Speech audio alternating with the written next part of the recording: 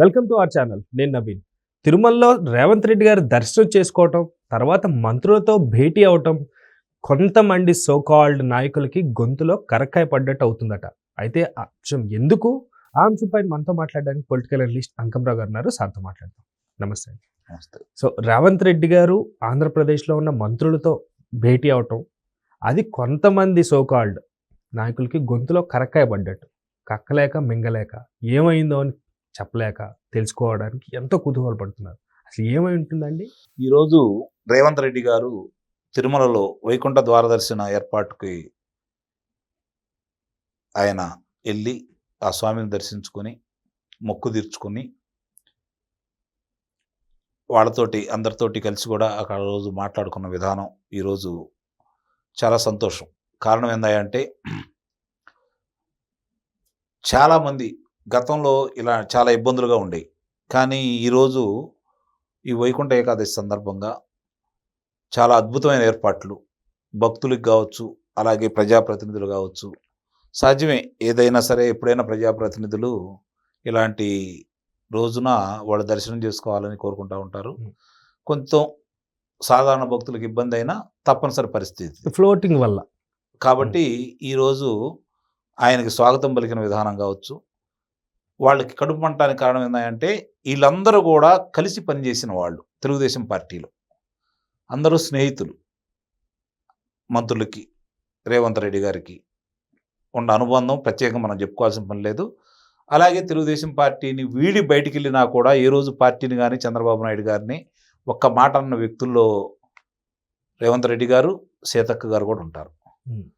ఇక్కడ గమనించుకోవాల్సిన అంశం ఏంటంటే ఎంతగా ఆహ్లాదకరంగా అక్కడ జరిగిందో. ఇప్పుడు వాస్తవంగా చూసుకుంటా ఉంటే కూటమి ప్రభుత్వం కేంద్రంలోనూ రాష్ట్రంలోనూ ఉంది.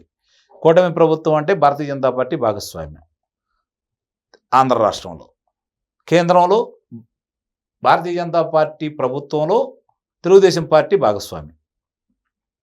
అంటే కాంగ్రెస్ పార్టీకి భారతీయ జనతా పార్టీకి బద్ధవైరం, అది ప్రజలందరికీ కూడా తెలిసిన విషయమే.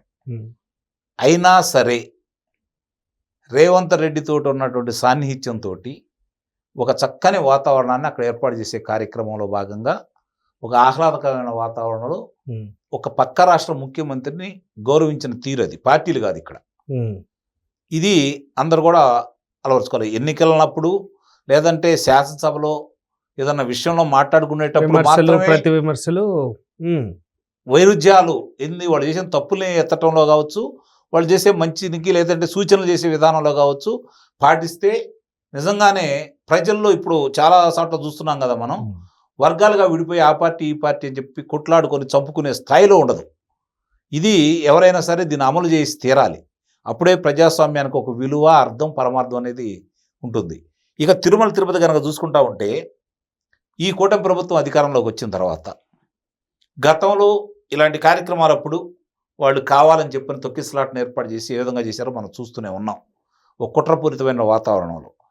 ఈ కూటమి ప్రభుత్వం అధికారంలోకి వచ్చిన తర్వాత హిందువుల మనోభావాలు దెబ్బతీయాలని చెప్పని, తిరుమల తిరుపతి పవిత్రతను దెబ్బతీయాలని చెప్పని, సమర్థుడు, ముక్కుసూటి మనిషి, మొండివాడు బిఆర్ నాయుడు గారిని నియమించిన తర్వాత వీళ్ళు చేసిన పాపాలన్నీ ఒక్కోటి బయటకు తీసుకొస్తున్నాడు. కాబట్టి ముందుగానే ఆయన్ని నియమించకుండా ఉండాలని చెప్పిన వాళ్ళు చేసిన కుట్రలు కూడా మనం చూస్తూనే ఉన్నాం. ఈరోజు ఆయన వాళ్ళ కమిటీ ఏర్పడిన తర్వాత ఆ గత ప్రభుత్వం అప్పుడున్న కమిటీ వాళ్ళు చేసినటువంటి ఒక్కొక్క కార్యక్రమాలన్నీ వెలుగు చూపిస్తున్న భాగంగా కల్తీ నెయ్యి కావచ్చు, పరకామణి దాని విషయంలో కావచ్చు, నిన్న బంగారం 50 కేజీలు అప్పచెబితే దాన్ని ఏ విధంగా కైంకర్యం చేశారనే వార్తలు బయటకు వస్తున్న విధానం కావచ్చు, ఇవన్నీ కూడా ఒక్కోటి బయటకు వస్తూనే ఉన్నాయి. రెండోది, ఇప్పుడు మీరు కనుక గమనిస్తే ఇప్పుడు తిరుమలలో ఒక అంటే ఔషధాలతో కూడినటువంటిది వృక్షాలను, ఒక 1500 వృక్షాలని 4.5 కోట్ల రూపాయల వ్యయంతో 3.5 ఎకరాల్లో ఒక వనాన్ని ఏర్పాటు చేయబోతున్నారు. ఔషధ దాంట్లో సందర్శకులు, భక్తులు అందరూ కూడా పర్యటన చేసుకొని ఆ మొక్కలను చూసుకుంటూ ఉండొచ్చు. అంటే ఇలాంటి కార్యక్రమాలు, అంటే విలువలు పెంచే కార్యక్రమాలు, ఆరోగ్యకరంగా ఉండే కార్యక్రమాలు, గతంలో ఎర్ర చందనం కొట్టేసుకోవడానికి పులులు సింహాలు అని చెప్పని బయటికి తీసుకుని వచ్చేసి ఏ విధంగా అరాచకం సృష్టించేసి వాళ్ళు చేయాల్సిన దొంగతనం అంతా చేశారు గతంలో. దానికి ఆ రోజు ఉన్న వాళ్ళంతా కూడా చాలామంది సహకరించారు. త్వరలో ఆ విషయాలు కూడా బయటకు వస్తాయి.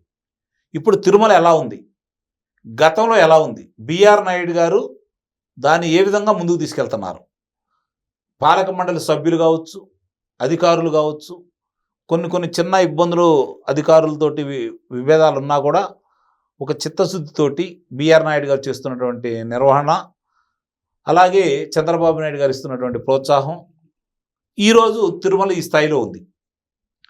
భోజన వసతి నిత్యాన్నదానానికి సంబంధించి ఈరోజు శుచిగా రుచిగా వడ కూడా అదనంగా పెట్టేసి ఏ విధంగా ముందుకు తీసుకెళ్తున్నారో చూస్తూనే ఉన్నాం.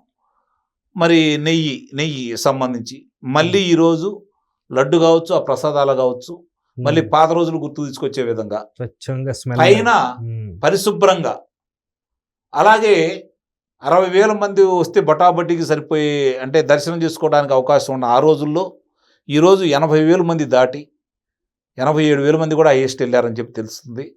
మరి ఇంతమంది వస్తున్నా కూడా ఒక రోజులోనే పూర్తయిపోతున్న విధంగా చేసుకుంటూ వెళ్తున్నారంటే ఎంత చక్కగా చేసుకుంటున్నారో కళ్ళ ముందు కనపడతానే ఉంది. కాబట్టి ఇవన్నీ కూడా తిరుమలకి శుభసూచకంగానే మనం భావించాలి. ఇవన్నీ కూడా ఈరోజు బిఆర్ నాయుడు గారు, వాళ్ళ యొక్క పాలక మండలి సభ్యులు, అక్కడ ఉన్నటువంటి వెంకయ్య చౌదరి గారు కావచ్చు, ఇప్పుడు వచ్చినటువంటి ఈఓ గారు కావచ్చు, వీళ్ళు దేవుడి మీద భక్తితోటి చేస్తున్నారు.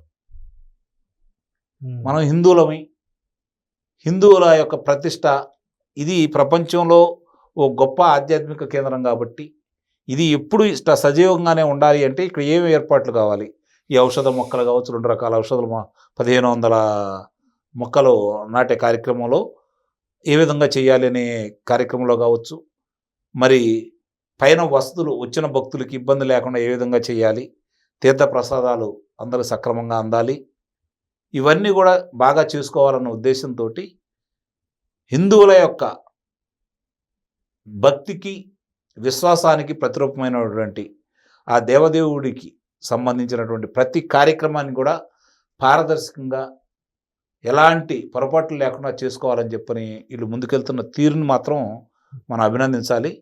ఈరోజు తెలంగాణ మంత్రులు కావచ్చు, తెలంగాణ శాసనసభ్యులు కావచ్చు, అలాగే ఆంధ్రప్రదేశ్ మంత్రులు కావచ్చు, శాసనసభ్యులు కావచ్చు, కొంతమంది అధికారులు ఈ వైకుంఠ ఏకాదశి సందర్భంగా వాళ్ళు దర్శనం చేసుకోవటం, దానికి అందరూ తృప్తిగా ఏర్పాట్ల గురించి ప్రశంసించడం కూడా ఇలా పనితీరుకు నిదర్శనం అని చెప్తే నేను భావిస్తున్నాను. Thank you sir, thank you so much అండి.